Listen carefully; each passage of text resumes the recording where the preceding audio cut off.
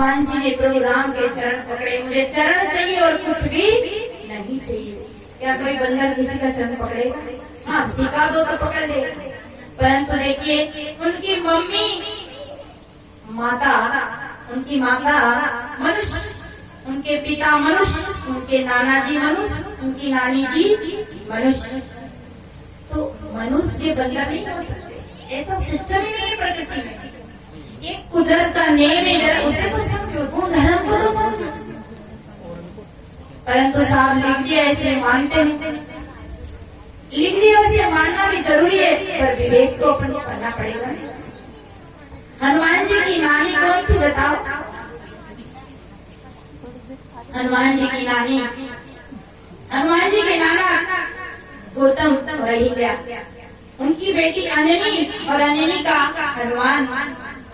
तो उनका कुल गोत्र में कोई बंदर ही नहीं है, उनके कुल में ही कोई बंदर नहीं है, तो बंदर कैसे हो गए? परंतु लोग कहते हैं कि हनुमान जी का जन्म ऐसे ऐसे हुआ, लिखी है। इसे कबीर साहब कहते हैं, तू कहता है कागज की देखी और मैं कहता हूँ आकन की देखी, तेरा मेरा मनवा कैसे होए? विचार करने की बात। तो सीता माता का जन्म पृथ्वी से हुआ, बिल्कुल सत्य बात है। और हम सबका जन्म पृथ्वी से हुआ। सदगुरु कबीर गगन मंडल से उतरे, सदगुरु सत्य कबीर, ये भी बात सत्य, तो कैसे सत्य? गगन कहते आकाश। ये जीव सुषुम्ना द्वार से पहले गगन में ही जाता है और फिर माँ के गर्भ, पिता के गर्भ से माँ के गर्भ में जाता है। और जलज माई ये गर्भ जल का ही कमल है, अष्टकमल, माँ का गर्भ अष्टकमल है। इसी कबीर साहब ने कहा, चरैया झीनी रे झीनी, 5 तत्व की पुनी, 9-10 मास बुनन को लागे मूरख मेली, कीनी चरैया झीनी रे झीनी। शरीर को चरैया बताया। ये अष्टकमल हमारे शरीर में है, 2-10 कमल, अष्टकमल, ये कमल है हमारे शरीर। माँ का गर्भ अष्टकमल है। इसे कहते हैं कि पानी से पैदा नहीं, श्वासा नहीं शरीर, अन्न हार करता नहीं, ताका नाम कभी। कहते वो पानी से पैदा ही नहीं। अरे कौन सा पानी से? ये पानी से पैदा होने वाला, रजवीर से पैदा होने वाला है हमारा शरीर है। आत्मा रजवीर से पैदा नहीं होती। पानी से पैदा नहीं, श्वासा नहीं शरीर, अनहार करता नहीं, काका नाम। अनहार शरीर को चाहिए, आत्मा को अनहार नहीं चाहिए। उसका ही नाम कबीर है, काया में रहने वाला कबीर। और देखिए जो ये काया ये स्त्रीलिंग है और वीर पुल्लिंग है। ईश्वर माने काया, वर माने पति, इस काया का पति कबीर काया और इसमें रहने वाला चेतन वीर। सीता राम, सीता ये काया तो राम ये पति ये चेतन। परंतु काहे समझे की गति एक है, जिन्हें समझा सठोर, कहीं कभी ये बीच के बल के हो रही। तो सीता का जन्म भी हमारे परे हुआ है। ये पृथ्वी रूप 5 तत्व का शरीर, माँ का शरीर 5 तत्वों का शरीर, इसमें 9-10 महीना में रखा रहता है। ये पृथ्वी रूप शरीर को, पृथ्वी रूप शरीर से ही बाहर आता है। और देखिए सीता पृथ्वी में समा गई। सीता दुखी हुई और कहते धरती से कहा, धरती माँ फट जा, तो कहते धरती ने दरार कर दी और सीता समा गई। हम सबने मान लिया। सत्यवचन महाराज, एक पंडित जी कथा कह रहे, कहा कि सत्यवचन महाराज, सब लोग कह रहे थे सत्यवचन महाराज क्या कथा सुनाई, पूरी लीला परंपरा। तो कहा एक बहुत बड़ा पहाड़ था, वो फटा, फिर क्या हुआ? उस पहाड़ में से बहुत सारी मक्खियां निकली, फिर क्या हुआ? सत्यवचन महाराज की मक्खियां उड़ करके सीधी ब्यावरा चली गई और फिर वहां से एक फूल का बाजार लगाता था। फिर उन मक्खियों ने क्या किया, माना है समझ आ रही कि सासू बहू की खूब कभी अच्छा लगता है ना, पर ये भी तो बात समझने की है ना। तो गुड़ की बेलियां, वो मक्खियां 20-20 किले की गुड़ की बेली मिला के लाई। पीछे वाले बोलेंगे ला सकती? गुड़ की बेली 20 किलो की ला सकती मक्खी? माताएं ला सकती? क्यों गर्दन हिला रही आप? मतलब आपके पास जम गई, नहीं ला सकती है ना। तो 20-20 किले की गुड़ की बेली मिला के मक्खी लाई और सीधी गर्दन को आ गई और फिर बैठ कर खाने लगे। सबने कहा सत्यवचन महाराज, प्रभु की लीला परंपरा। पंडित जी ने कहा तुम्हारे विवेक है कि नहीं? छटाक भर की मक्खी छटाक भर को ला सकती, 20-20 किले की कैसे ला सकती? परंतु जो हमने कह दिया मंच पे बैठने वाले जो बोल रहे वो सत्य, बाकी अरे आप भी विवेक से बोलो, विचार करो कहाँ की बात सत्य है, कहाँ की असत्य है। ऐसे ही सीता माता का जन्म पृथ्वी से हुआ और ये 5 तत्व का शरीर पृथ्वी है, इसमें से ही हर एक बच्चा जन्म लेता है और फिर पृथ्वी में समा जाता है। जला दिया जाए, गाड़ दिया जाए या पानी में फेंक दिया जाए। दूसरी बात, वासना करके पृथ्वी में गया, वासनावशी जीव पृथ्वी में जाता है, शरीर रूपी पृथ्वी में, और फिर जन्म लेकर आता है। यही रवि चक्र चला है। महान कैसे हो जाता है? अपने कर्म से, अपने त्याग से, अपने गुण से, अपने उच्च विचार से महान हो जाता है। फिर सीता मैया कहते हैं कि धरती फटी, धरती नहीं फटी, दिल फट गया।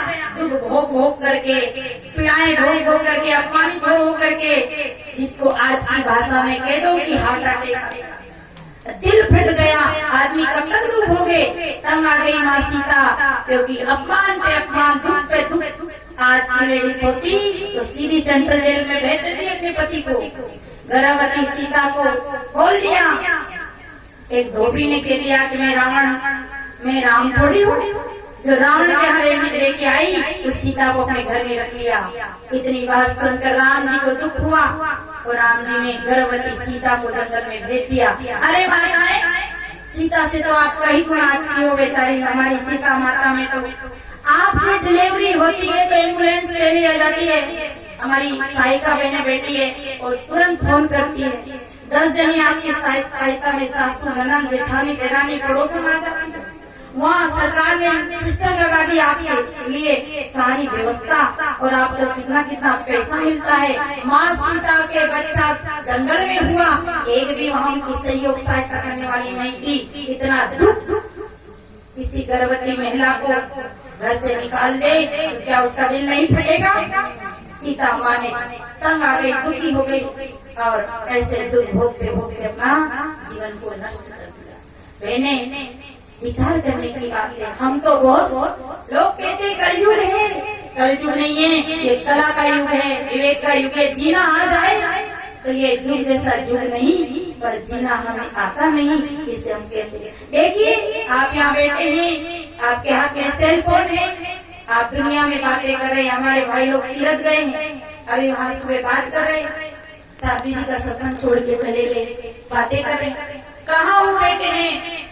राजस्थान में बैठे हैं और वो यहाँ बातें कर रहे हैं। आपका बच्चा विदेश रहता है, यहाँ बातें करे। काश ये व्यवस्था प्रभु राम के जमाने में होती, एक छोटा सा सेल फोन होता तो प्रभु राम कहते, हेलो सीता, तू कहाँ बैठी? मैं परेशान हो गए।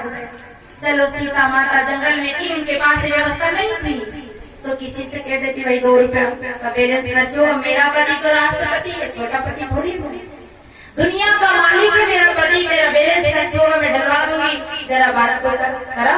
और वो बात कराने वाली कौन थी? उनके सहयोगी कौन थी? उनकी सहायिका कौन थी? त्रिजटा उनसे कहती, अरे बहन जरा दया कर, पर ये व्यवस्था उस समय नहीं थी। आज हमें बहुत बड़ी व्यवस्था मिली, परंतु आज हमारा चरित्र गिरता जा रहा, हमारा विचार गिरता जा रहा, ये हमारी कमी है। इसलिए थोड़ा विचार करने की बात। कोई कहीं ऐसा नहीं कि गलत से जाने। लोग कहते हैं कि राम और सीता का जब स्वयंवर हुआ, राजा जनक जी ने स्वयंवर रचा। स्वयंवर का मतलब क्या होता है? ये नहीं कहा कि धनुष तोड़ने का, स्वयंवर चुनो। स्वयंवर किसी राजा के राज में माताओं के साथ अत्याचार होता था, कोई नारी अपने पसंद का पति नहीं चुन सकती। अरे छोटी छोटी बेटियों की शादियां कर देते थे, जाओ करो। अरे कच्चे घड़े में पानी भरोगे तो घड़ा फटेगा नहीं, टूटेगा नहीं। 5-5, 6-6 साल की बेटियों को 7-7, 8 साल की बेटियों की शादी कर ली जाती थी। और ये राजाओं के राज में और ज्यादा दबाव था, नारियों के साथ तो बहुत अत्याचार था। ऐसा ही उस समय राजा जनक जी ने निर्णय लिया स्वयं को वर चुनने की।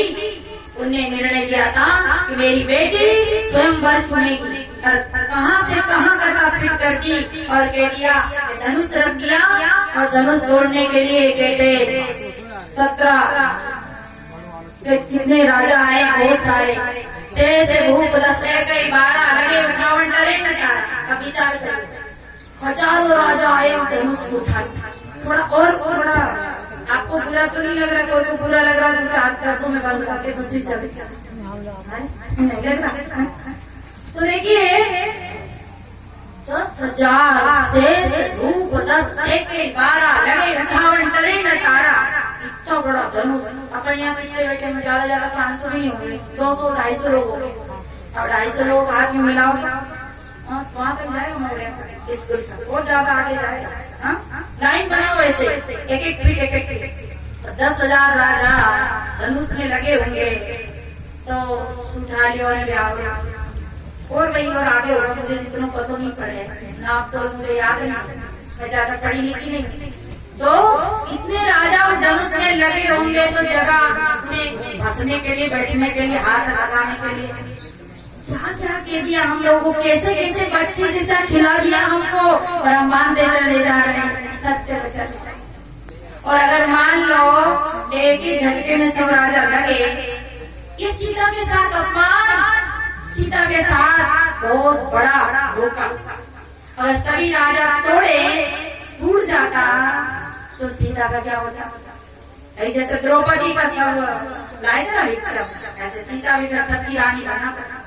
ये नारी के साथ खिलवाड़।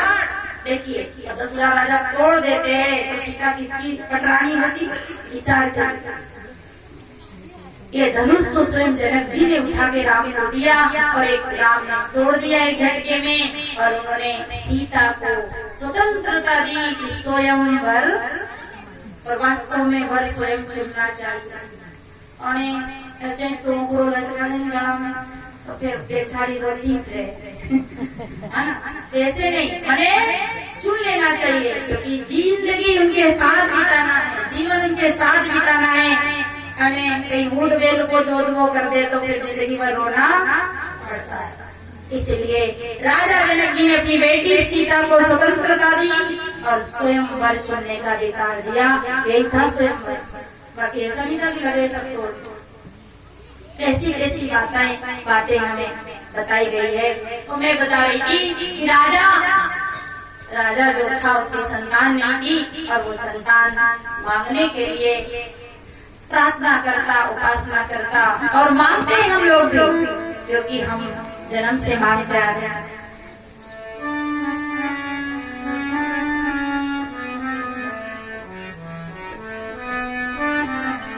बिन